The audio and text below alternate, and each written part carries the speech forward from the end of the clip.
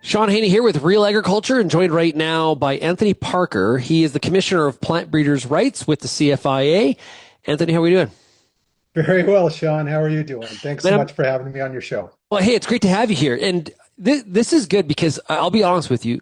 No, what Anthony did was he wrote, now this is not something we see regularly out of someone that's working at CFIA or the government, but you wrote an opinion column.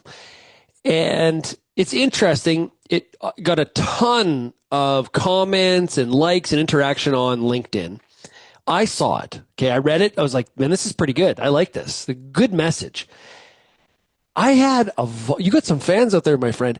I don't know how many people emailed me that link and said, you got to talk to Anthony about that. Have you seen this? You got to talk to him. So good job on sparking some engagement and get people thinking. So the title is, It's Time to Start Making Hay. What do you mean by that?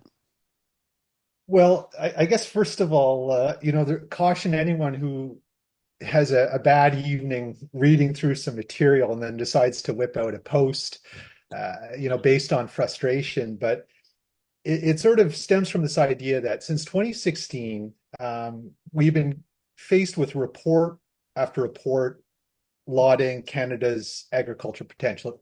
Sean, you've seen them, right? The Barton report has come out. And RBC did one, John Stackhouse a while ago, and we just see a lot of them saying, there's unlimited potential here. But a decade later, when you start measuring up to see how we performed, it hasn't been that great. So the rhetoric has been up here, but the results have been fairly low. And then the final kicker was someone that you have on the show quite often, who I know quite well, Tyler McCann. So Cappy, Yeah. said, okay, what's the greatest risk to, a prosperous future for Canadian agriculture? And they said, it's the policy and regulatory environment. And I'm like, are you kidding me? It's not the weather. It's not trade barriers. The one thing we have the most control over is the biggest threat to our future. And I'm like, something's got to change here. So I outlined, four simple strategies that could be implemented. They're not new. They've been on the books for a long time. And if we get that, that would be a start. So it's like, it's time to make hay, everyone. It's not time to start looking at the forecast again. It's time to start seeing some action, to start doing things. So I was kind of surprised at the response it got. But here we are. I'm Yeah. glad to talk. Yeah. So Yeah. what are the four things? So okay, so they all are sort of things that are tangible and could be done quite quickly. Cut the red tape. So anything in the regulatory framework that delays innovation or discourages investment, have a look at it and see if you can get rid of it. The next thing is recognize regulatory equivalency. So we have products coming into Canada that are assessed by other jurisdictions. It could be the EU, it could be Japan, it could be Australia. And if we trust their systems, why don't we just make it easier to get those products in? If they have equivalency for what they do to why are we making people repeat things? Accelerate digitization is a big one. I'm working in an office, we're still largely paper-based. I can't believe that, right? So there's this level of frustration on behalf of the applicant when they have to put things in that are paper-based, and on our office that we can't be efficient what we do. So any tools that can accelerate digitization in the sector and in the regulatory framework, you got to go for it. And then lastly, this is sort of new, is we really have to take intellectual property seriously. It is going into the future the number one most valuable business asset that any business can own. We haven't paid attention to that historically in Canada.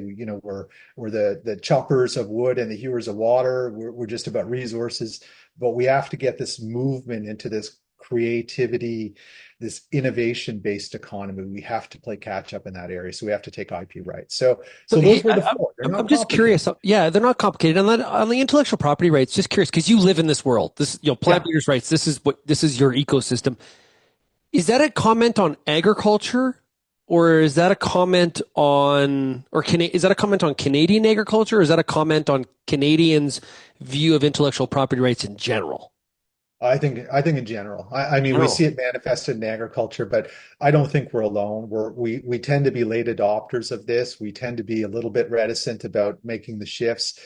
The problem with that is when we sit back and wait for things to happen, the investment, the innovation goes to other places, and those places are our competitors, right? So they cut our grass for us, right? We don't get the benefits of it. So you mentioned policy and regulation environment is the biggest threat to agriculture. You agree with what McCann says at Cappy. Yeah. What's one example of a regulation or policy that's actively holding farmers back right now? Well, I think again, back to my world, Shaun, the first time I spoke with you was about 10 years ago. You cornered me at Ag Tech in Edmonton. We were moving forward legislative amendments to our Plant Breeders' Rights Act. We were finally complying with this international treaty called UPOV, so the most recent version. We became a signatory to that, and it took us 26 years. 26 years is the last developed nation to join it. We need to do better than that. We need to be keeping pace with our competitors. So there's one example is you can't be late adopters for things that will improve the business environment. You have to be early adopters so you can draw the innovation towards you and away from elsewhere. So we're in a situation we've updated our law. Okay, that was great. We did it. But when we did it, we joined at the bare minimum, right? Not like someone like the European Union or Japan that went in excess of this. We joined at the bare minimum. So we have some regulatory amendments that are in play that will get us up to that level.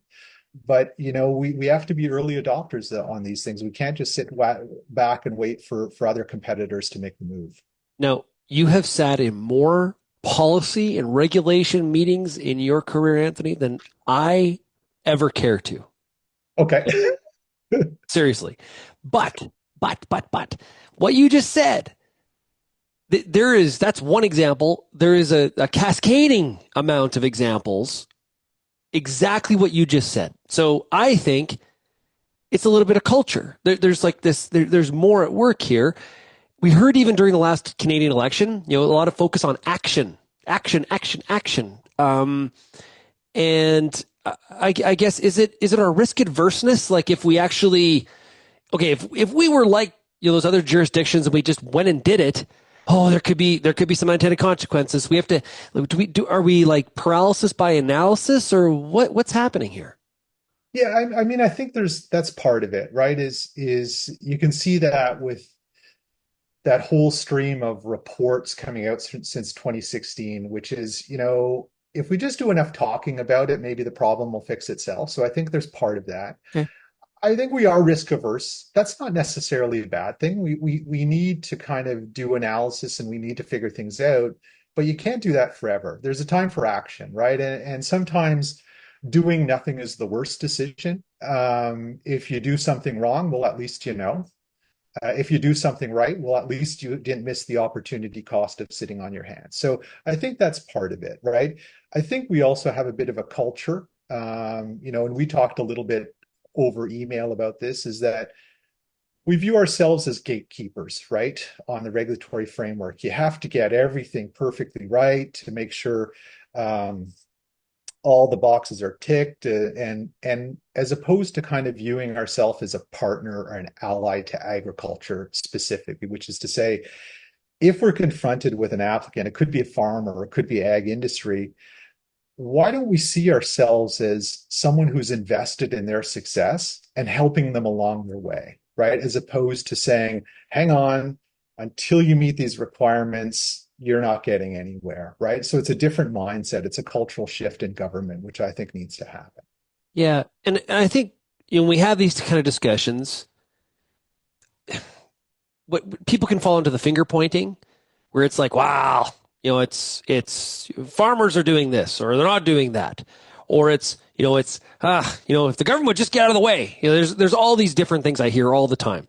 The reality is all the different stakeholders, private industry, government, farmers, whoever, stakeholder, everybody plays a role in this and making this better. Yeah, they do, right? So one of the worst mistakes you make is when you when you don't have a touchstone to the sector to find out exactly what their needs are, right? We've seen this before. Government goes off in a direction and, thinks it understands the situation. Hey, was anyone part of the value creation consultations that I was? Remember that, Yeah. Shaun? That was a Yeah. contentious issue, right? Uh, but understanding exactly what the needs is critical. So it's having those conversations with the various stakeholders in the sector and saying, what are the things that are getting in your way? Let's understand those. And once we understand them, let's start working on fixes for them, right? It doesn't have to be an overly complex strategy. And I think that's one of the problems is we're waiting for the grand unifying theory of everything. You know this, I know this.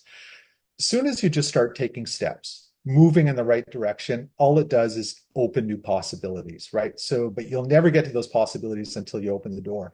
That's why I'm suggesting four simple things. Let's just start working on them. And as we go, there'll be the confidence in the sector to take on more and more and more. I'm gonna ask you a question. I don't want to get you in trouble, but just, between you and me. And all your listeners. I'm sure you had. Do you have any jobs coming open? Yeah, yeah, yeah. What's been the response from your colleagues? Because I think a lot of times people have a misconception about how people inside government think about some of these things. And so I'm just curious, what's been, is you're at the water cooler, if we still do that nowadays? What Yeah, have you heard? honestly, I have to say, I've been in the public service for 30 plus years now, so I'm getting along in the tooth. But I have not run into a single individual that doesn't want to do good for the sector, right? They want to see a successful agriculture sector. They want to be part of it.